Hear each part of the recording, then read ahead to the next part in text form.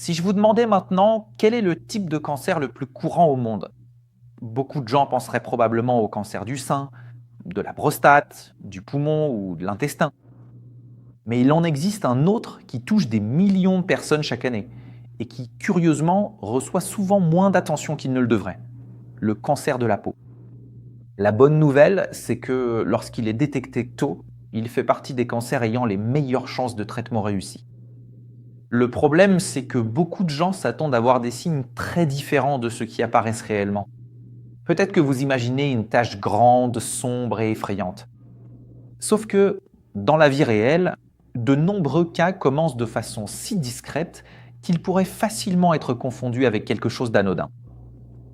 C'est justement cela qui rend le sujet si intéressant et en même temps si dangereux. Le cancer de la peau apparaît rarement en frappant à la porte et en annonçant son arrivée. La plupart du temps, il apparaît petit à petit, presque silencieusement. Et comme les changements se produisent de façon progressive, notre cerveau finit par s'y habituer. Pensez à un arbre que vous voyez tous les jours par la fenêtre. Vous remarquez rarement à quel point il a grandi au fil des mois, mais quelqu'un qui ne l'a pas vu depuis un an remarque tout de suite la différence. Avec la peau, il se passe quelque chose de très similaire. De petites modifications peuvent évoluer lentement jusqu'à devenir quelque chose qui aurait mérité de l'attention depuis longtemps. L'une des situations les plus courantes commence par quelque chose d'apparemment banal. Une petite plaie qui apparaît sans raison particulière et qui semble cicatriser normalement. Elle forme une croûte, s'améliore, diminue de taille et donne l'impression que tout est réglé. Mais quelques semaines plus tard, elle réapparaît exactement au même endroit. Ensuite, elle s'améliore à nouveau et revient encore. Beaucoup de personnes vivent avec ce cycle pendant des mois. Le problème, c'est que la peau saine a généralement une capacité extraordinaire de régénération. Quand une même zone refuse d'achever ce processus, elle essaie peut-être d'attirer l'attention sur quelque chose qui mérite effectivement d'être examiné. Ce qui est curieux, c'est que ces lésions ne provoquent pas toujours de douleur. Et c'est peut-être justement pour cette raison que tant de personnes les ignorent. Il existe une tendance naturelle à croire que quelque chose de grave doit forcément faire mal. Mais le corps ne fonctionne pas toujours ainsi. Certaines modifications importantes sont totalement indolores. D'autres provoquent seulement un petit saignement occasionnel en se séchant le visage, en se rasant ou en passant une serviette après la douche. Comme le saignement s'arrête rapidement, la personne continue sa vie normalement. Et c'est justement cette apparence de normalité qui finit par retarder la recherche d'aide. Mais avant de parler des autres signes importants, si vous souhaitez suivre des contenus plus courts et des choses du quotidien, suivez-moi sur mon Instagram. Là-bas, je partage toujours des informations sur la santé avec des vidéos plus courtes, plus rapides. N'oubliez pas non plus de vous abonner ici à la chaîne et d'activer la cloche des notifications. Ici, le contenu est plus long, mais j'essaie toujours d'apporter la meilleure information possible, de la manière la plus claire possible, pour que vous puissiez mieux prendre soin de vous. Eh bien, alors que certaines lésions apparaissent de cette manière, d'autres racontent une histoire un peu différente. Peut-être que vous avez un névus mélanocytaire, plus connu sous le nom de grain de beauté, depuis de nombreuses années. Il a toujours été là et n'a jamais suscité la moindre inquiétude. La plupart resteront effectivement ainsi toute la vie. Mais de temps en temps, un grain de beauté commence à changer ses propres caractéristiques. Il grossit lentement, ses contours deviennent moins définis ou il commence à présenter plusieurs nuances, plusieurs couleurs. Et il existe une façon de surveiller cela de manière plus précise. C'est d'utiliser la règle ABCDE. Asymétrie, bord irrégulier, couleur variée, diamètre supérieur à 6 mm et évolution, c'est-à-dire changement ou augmentation.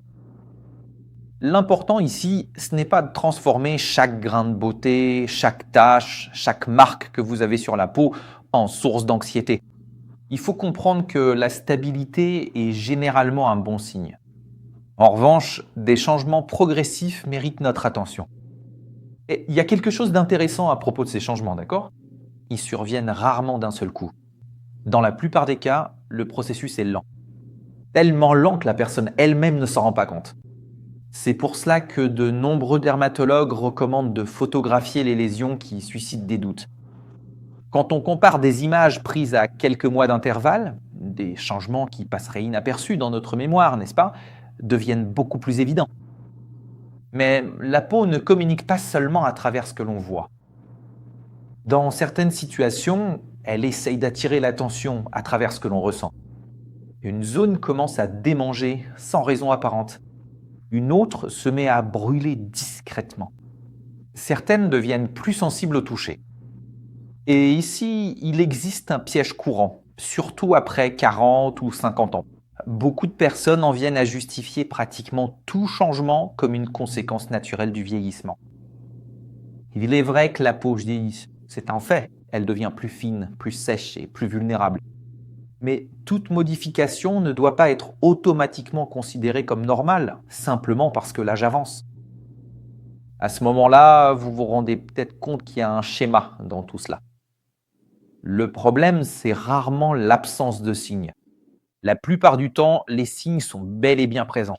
Le défi, c'est de les reconnaître. Et cela aide à comprendre pourquoi tant de personnes reçoivent un diagnostic plus tard qu'elles ne le pourraient. Une partie de la réponse se trouve dans quelque chose qui a commencé bien avant l'apparition de la lésion. Des décennies auparavant, en réalité. Chaque promenade au soleil, chaque journée à la plage, chaque activité en plein air a laissé de petites marques invisibles sur les cellules de la peau. Cela ne veut pas dire que s'exposer au soleil soit une erreur, ce n'est pas ce que je dis. Nous en dépendons pour de nombreux processus importants de l'organisme. Mais les rayons ultraviolets agissent comme une usure cumulative. Imaginez un tissu exposé quotidiennement au soleil pendant des années. Peu à peu, il perd la résistance, change d'apparence et devient plus fragile. Il se passe quelque chose de similaire avec les cellules de la peau. À l'intérieur de chaque cellule, il existe un ensemble d'instructions qui déterminent comment elle doit fonctionner. C'est comme un manuel d'utilisation, un manuel extrêmement détaillé. Au fil de la vie, le rayonnement solaire peut provoquer de petits dommages dans ce manuel. Heureusement, l'organisme dispose de systèmes de réparation très efficaces. Pendant des décennies, il corrige la plupart de ces problèmes, mais il n'arrive pas toujours à tout réparer. Lorsque certaines de ces altérations s'accumulent, le comportement des cellules peut commencer à changer. C'est précisément pour cette raison que le cancer de la peau devient plus fréquent avec l'âge. Ce n'est pas parce que le corps a soudainement décidé de défaillir, mais parce qu'il y a toute une histoire d'exposition accumulée derrière ce moment. Et cela nous amène à une question extrêmement fréquente. Après tout, si le soleil participe par exemple à la production de vitamine D, devons-nous nous exposer davantage au soleil ou nous en protéger? La réponse n'est pas aussi simple qu'il n'y paraît. Les heures proches de midi favorisent généralement davantage la production de vitamine D, mais ce sont précisément les moments où le rayonnement ultraviolet atteint aussi ses niveaux les plus élevés. En d'autres termes, la même période qui peut stimuler la production de vitamine D peut aussi augmenter le risque de dommages pour la peau. C'est pourquoi il n'existe pas de recommandation unique qui convienne à tout le monde. Les besoins varient selon l'âge, la couleur de peau, le lieu de vie et les antécédents médicaux. Dans de nombreux cas, une évaluation médicale et, si nécessaire, une supplémentation en vitamine D ou en un autre nutriment ou une autre vitamine prescrite peuvent être des alternatives plus sûres que de chercher à s'exposer longuement au soleil sans protection. Un autre détail qui surprend beaucoup de gens, c'est que tous les cancers de la peau ne sont pas foncés.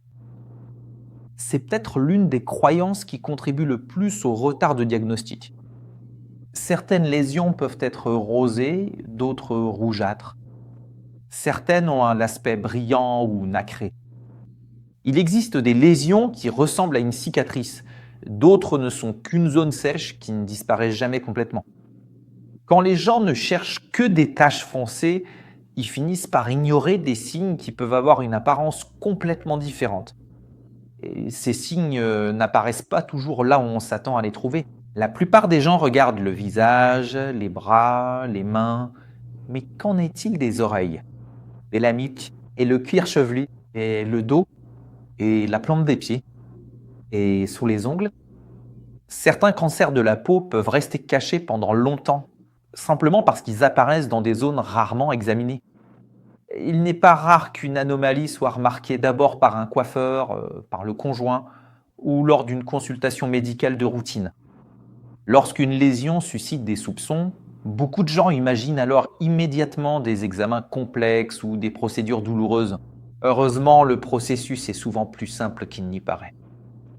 Le dermatologue effectue une évaluation détaillée de la peau et utilise fréquemment un appareil appelé dermatoscope, qui fonctionne comme une loupe spéciale capable de révéler des structures invisibles à l'œil nu. En cas de doute, une biopsie peut être réalisée, ce qui consiste à prélever un petit échantillon pour une analyse en laboratoire. C'est cet examen qui permet de confirmer le diagnostic avec plus de certitude. Et ici, nous arrivons à une information qui mérite d'être soulignée, car elle change complètement la façon dont nous abordons ce sujet. Lorsqu'il est détecté précocement, le cancer de la peau offre généralement d'excellentes possibilités de traitement. Selon le type et le stade, l'ablation chirurgicale de la lésion peut suffire. Dans d'autres cas, il existe des traitements complémentaires, comme des médicaments appliqués directement sur la peau, des procédures réalisées par le dermatologue ou des thérapies spécifiques. Plus le diagnostic est posé tôt, plus les options disponibles sont généralement nombreuses et moins les conséquences ont tendance à être graves. C'est pourquoi le message le plus important de cette vidéo n'est pas de vivre dans l'inquiétude, ni de transformer chaque grain de beauté, chaque tache, chaque marque sur la peau en source de peur.